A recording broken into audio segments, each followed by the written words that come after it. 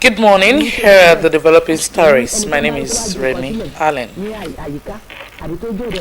The inauguration of Osrc board members is scheduled to hold 11 a.m., followed by the adjustment in the official schedule of Governor Rayedatiwa. As the rainy season makes its annual return, a familiar dread settles over many communities in Ondo State.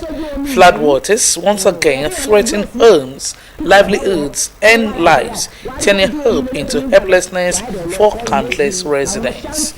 But why does these crises keep repeating itself?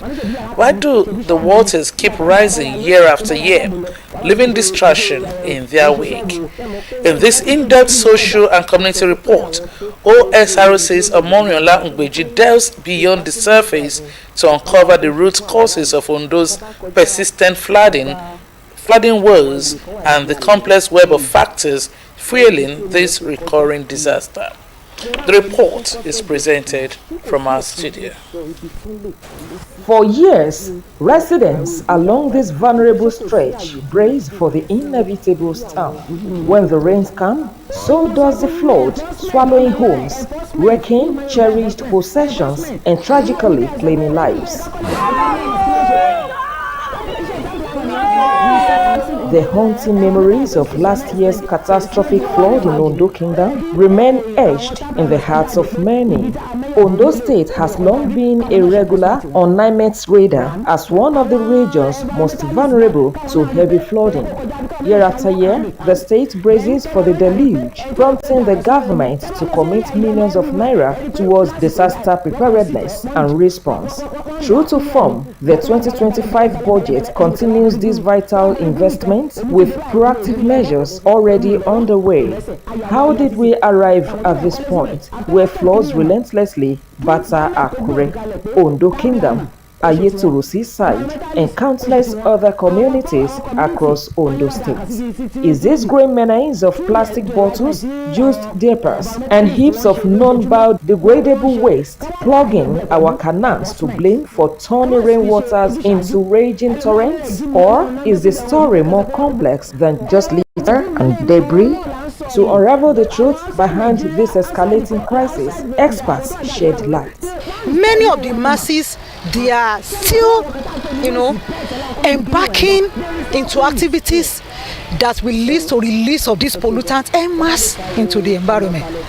So when there is rainfall, people will bring out their waste and use it to block the drainage system, believing that block the roads. After all, the government constructed roads with the channels, this channel of drainage or what is it called? But we block, we don't maintain. Some people will even wait till evening. They will pass physics in their homes. They dump in the gutters at night. They say water will carry it to where? To another person's home. Illegal structures have been pinpointed as a major factor worsening the annual flooding crisis in the state, as many blame the Ministry of Physical Planning and Urban Development for insufficient enforcement against unauthorized buildings, especially those erected on river courses and waterways. Each development has its distance that is supposed to maintain from the major, if it's a river, if it's a stream, if it is major bodies of water. But I know that we don't obey it. And I don't know why it is difficult to enforce it. If you look at it, in some places, Lagos, they've started pulling down illegal structures.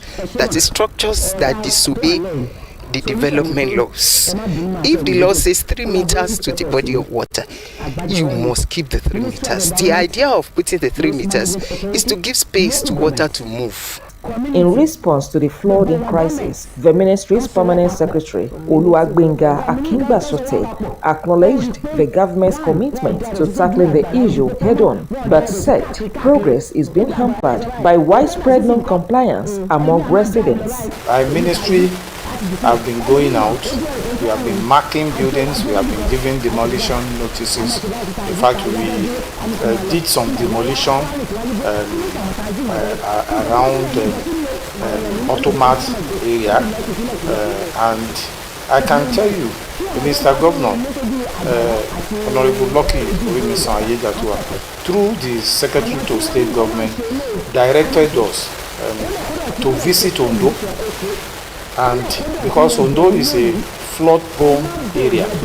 What then holds the key to a lasting solution? A lot of genuine and deliberate education in the marketplaces, in association, commercial areas, about the need to put waste in the right places. 2, government must make available waste collection trucks. It's going to be an integrated approach. Integrated approach in the sense that the aspect of the government will have a role to play.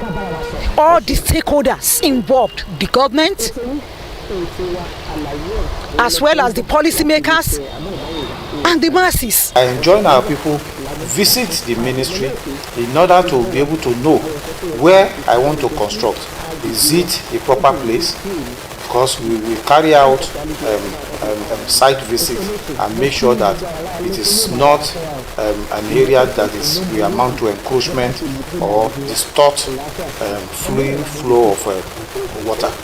Similar to actions taken in neighboring states, Ondo State government has promised to intensify efforts to remove illegal structures and improve waterway management to reduce flooding risk. However, the success of this initiative hinges on stronger enforcement and community cooperation. Sadly, the actions of a few continue to endanger many. Residents must come together to fight this menace by holding accountable those whose actions worsen the situation in their communities. Omoniola Nwiji, Osrc News. President Bola Tinubu has reiterated his directive to security chiefs to bring lasting peace and security to Benue State following a recent wave of violent reprisal attacks that claimed numerous lives. His spokesman, Bayo Ononuga, confirmed that the president renewed this order in response to the escalating crisis. In a statement, Tinubu urged Governor Alia to convene reconciliation meetings and foster dialogue among the conflicting parties to halt the ongoing bloodshed. He emphasized the need for harmonious coexistence between farmers, herders, and local communities. Ononuga said following the president's directive, intelligence chiefs, police, and military personnel have been deployed to Benue to oversee security operations and restore order. Describing the killings as inhuman and detrimental to progress, Tinubu called on political and community leaders to refrain from inflammatory remarks that could exacerbate tensions. The Senate has committed to prioritizing reforms of the electoral system and a review of the 1999 Constitution as the second half of the 10th National Assembly begins.